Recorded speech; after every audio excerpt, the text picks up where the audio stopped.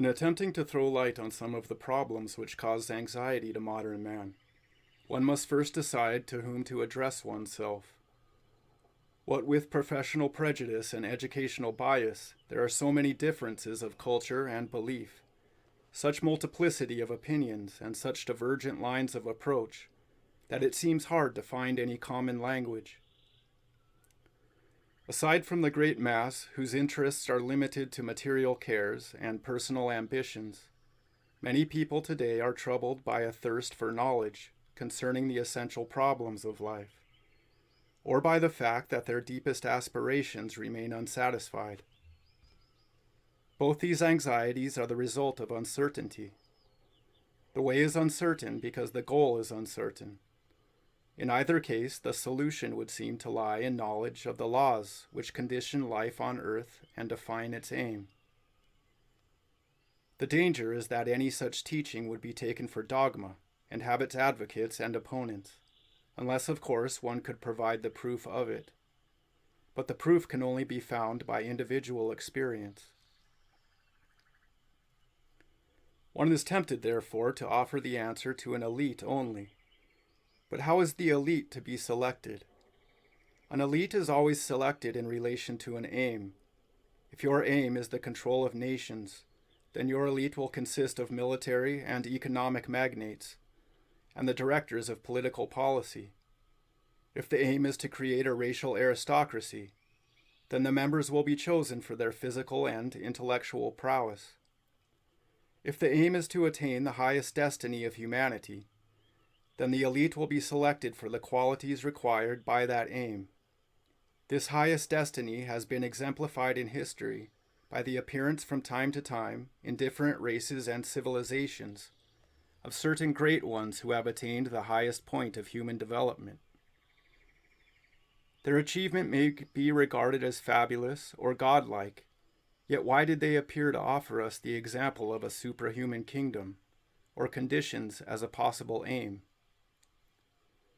We think so much of progress in the sciences, of the wonderful power of mathematical thought, of discoveries in machinery and biology, that we have lost sight of the only kind of progress which is of value for the essential aim of man, namely the proof that his existence is eternal, that his development continues even after the death of the body, and that he possesses faculties which enable him to discover spiritual reality and discern the relationship of the realities of the senses to this higher reality.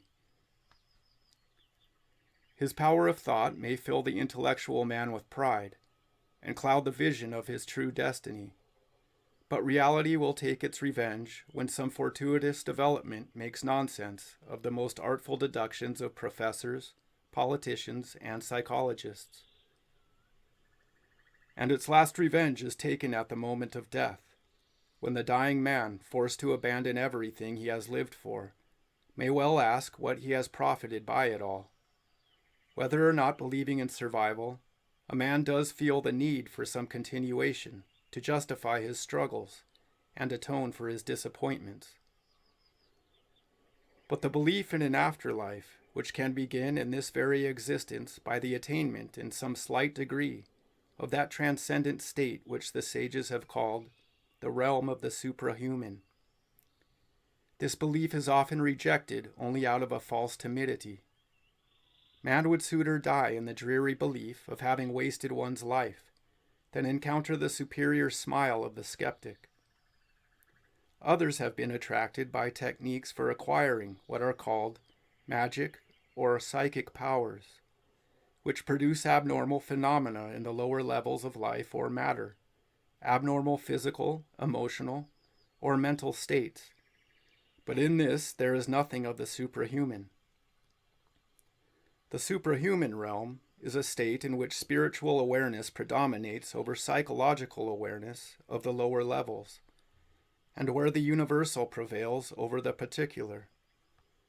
The sages who speak of it condemn as serious obstacles the multiplicity of desires and complicated notions.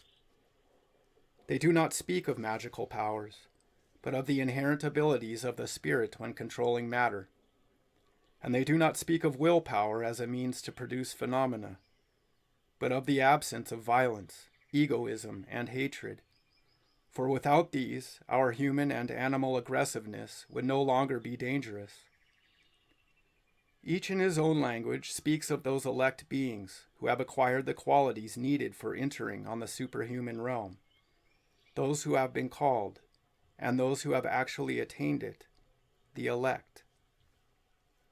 Whether we study the Gospels, or Lao Tse, or the Egyptian masters, we are told that the kingdom of heaven, the Tao, the path of Ma'at, is to be found within us, which amounts to saying that the election or selection of the elite is decided within ourselves, according to how we shrink from or obey our higher impulses. No sage has ever regarded as particularly fortunate those famous for their knowledge or power, and even less the learned doctors of the law. Unanimously, they agree in attributing membership of the elite to those who have rediscovered in maturity of their adult human consciousness the simplicity of a child.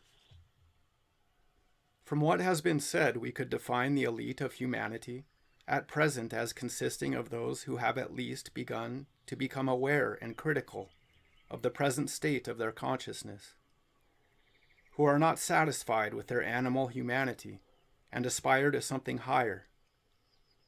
The choice is thus already very limited, for even among those who are considered cultured, how few have any effective notion of the distinction between the human and the suprahuman.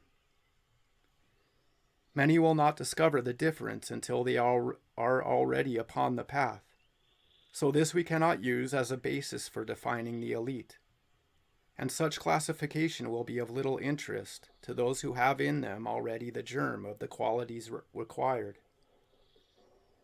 The definition, in fact, is only of value if we have to correct a wrong judgment of the nature of that progress, which enables humanity to rise to the superhuman state. What matters is not to apply a definition, but to observe the characteristic signs of a disposition, allotted by destiny or achieved by effort. Among such symptoms are the tendency to sympathize with the suffering of others, not in the sense of pity, but by opening the heart so that its radiation, without selection or discrimination, acts by itself as a balm of impersonal healing. Other signs are material and spiritual generosity, as opposed to avarice and envy, the feeling or awareness of solidarity, an effective sense of responsibility, and the acceptance of all that makes for simplicity of thought and feeling, looking at all times for the essential point, and rejecting perfunctory opinions and fashionable prejudices. Among the signs we must even include the sense of excess, so long as its motive is not greed for sensual pleasure. For on any higher level it expresses a need to escape our natural and conventional limitations, to pass beyond the precarious human state and touch, even if only for a moment, the superhuman state. Since nature cannot tolerate excess, this tendency can only be explained as an instinctive desire to transcend the limits of nature. So if one's motive is not any selfish interest or pleasure, then only guidance is necessary, and one will attain the goal, provided one has the heroic courage which is prepared to break the bounds of security in order to reach the infinite. There can be no question, then, of defining the elite as a chosen body of the persons privileged by culture, abilities, or knowledge. It will be composed of those who are searching by every possible means to make contact with, quote, that which cannot die, in themselves and in the universe. Of those who feel themselves the heirs not of their earthly ancestors, but of those beings who have already reached the stage of living incorruptible ones. Yet the predisposition to this way is not always conscious in those who have it. Often the only evidence of it is an indefinable hunger that no human satisfaction can assuage. But once this tendency is clearly brought to light, the thoughtful man will recognize that it answers the demand of his heart, and by becoming conscious of it, he becomes a member of the elite, and this makes him immediately sensitive to the sufferings of others.